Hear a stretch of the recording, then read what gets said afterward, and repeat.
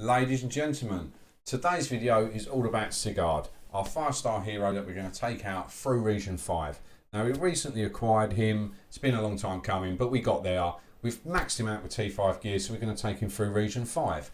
We're going to go through his skills, we're going to break him down, and we're basically going to see how the hero plays. So, Sigurd Styrbjörnsson, that's how you pronounce it. Probably not even close. There's probably Scandinavians absolutely killing me and screaming at me at the screen at the minute. I do apologise, but you know what you get to when you sub to this channel. So right, let's go through his skills. So the first one he's got is the maiming swipe. Strikes all enemies, inflicting 200% bleed damage over 4 ticks. These abilities never hit hard off the bat, so they're not going to do massive damage on actual contacts, but it's all about the residual effect, the bleed over time, which does do massive damage. It is a very nice bleed damage.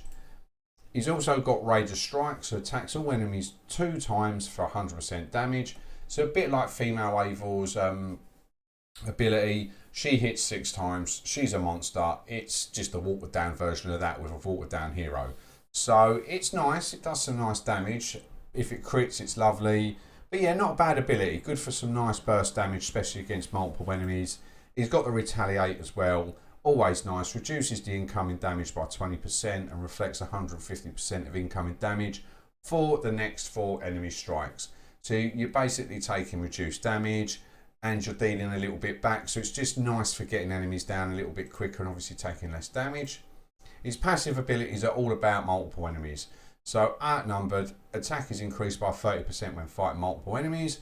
Critical strike damage is also increased by 50%. So if you crit, you're doing massive damage compared to what you would normally do. Well, 50% more damage than you would normally do. And then unbreakable. Defense is increased by 35% when fighting multiple enemies. 10% chance to parry an enemy's attack while fighting multiple enemies. So when you're up against more than one enemy, you've got a chance to parry. Parry basically negates all, more or less all incoming damage. You take a sliver of damage. But that's nice, makes it more sustainable, and obviously it's always nice to take less damage. So we're going to go into story 28. We'll start up the mission. I'll turn the game sound back on now that stupid whirring background noise has gone. And we're going to see how he goes. We've brought Edward and Gasper with us because we obviously need Edward for the free runner checks. And Gasper can just provide a nice little bit of healing. Spoilers alert, he's not going to be able to solo this without any healing. Like most AOE heroes, like especially like Alvaro as well, he's very squidgy. I've had no elite training in him, so he's fresh out the box. But we'll go in here. Right, this is the only one enemy, so we're not going to get all our passive abilities here, but we'll just do the double strike. If one of these critted, it would have been nice because we would have taken him out. But it doesn't matter, he's gone down now. So that's done.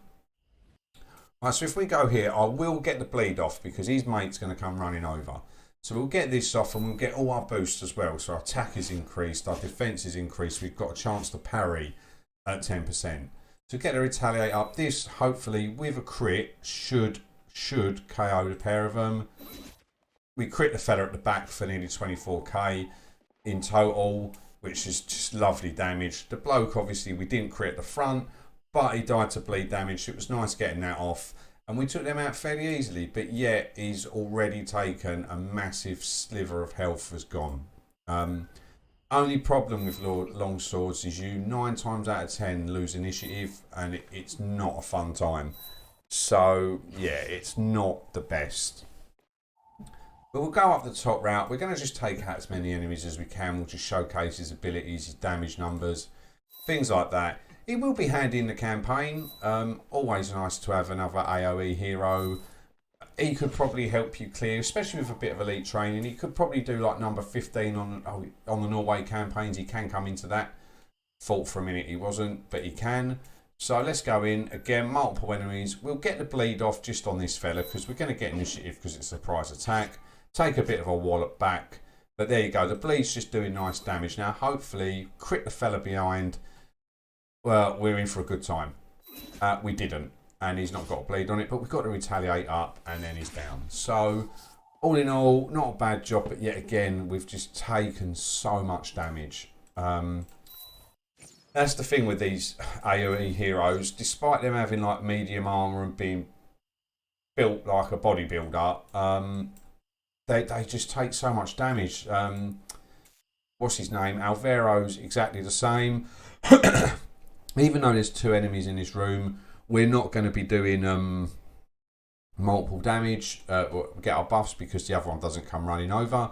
So it is literally just going to be the one enemy that we're going to be fighting at a time. We'll get the bleed off. Why? Because it's just better than our basic attack. We at least have all this damage happening between turns. If that had crit, it would have been nice. So if you are going to elite train him, probably invest in his crit, because if then abilities crit, you're having a fun time. You know, we've all seen what female Eivor can do with her crits on that, and obviously you get critical bleeds a little bit more often. But yet again, like 2 fights, we are just taking so much damage, so much damage. So I think with a healer, alright, did that. We could possibly do 20 in mission 20 in the campaigns. But that's at a push. That for me, I think is like, it will need to be elite trained. He'll need to have a decent healer with him as well. So we'll jump up here. Multiple enemies. He's going to come running over straight away. So we're going to get this off. We're going to take a whack regardless. So we might as well get that off. We're probably going to take 2 whacks for our troubles. We've not had a parry, which has been unfortunate.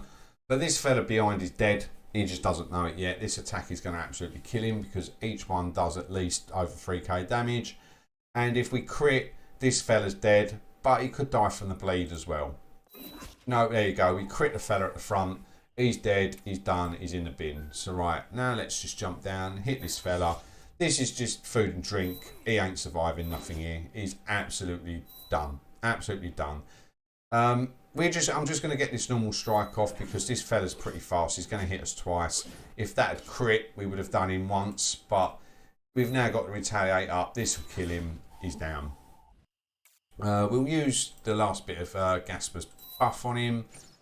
So we've increased our health, give ourselves a little bit of a health buff, but we've got 2 more fights. We should be all right. I'll get the bleed off here, because the damage over time is really nice against these beefy enemies. Get our retaliate up. Again, if we crit, we're in such a good position, but we didn't. So yeah, I think his crit needs a lot of investing in.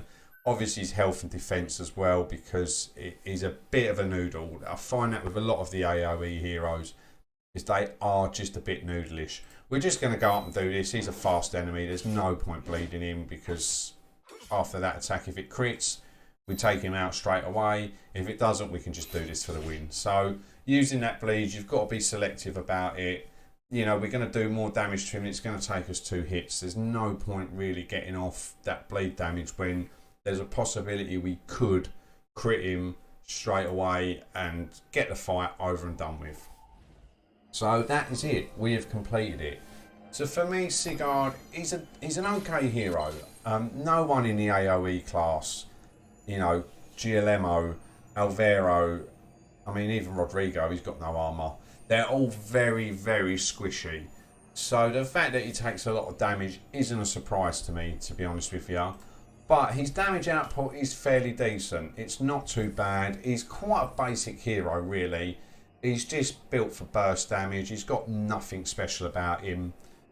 But all in all, not a bad hero. I said for the Norway campaign, or even the Caribbean one, if you can take a healer with him, he can do some work for you. Obviously, with a bit of elite training, that obviously increases it as well. But all in all, not the best hero in the class by a long shot, but still nice damage. That Raider's strike, hitting an enemy twice. As I said, if you can crit both of them, there's not really too many enemies that are going to survive. So if you do crit both, as you see me do, I did 24k damage. No one's really going to stand up to that. Even, I know that he's obviously high defences and high, you know, you can't really crit much against him.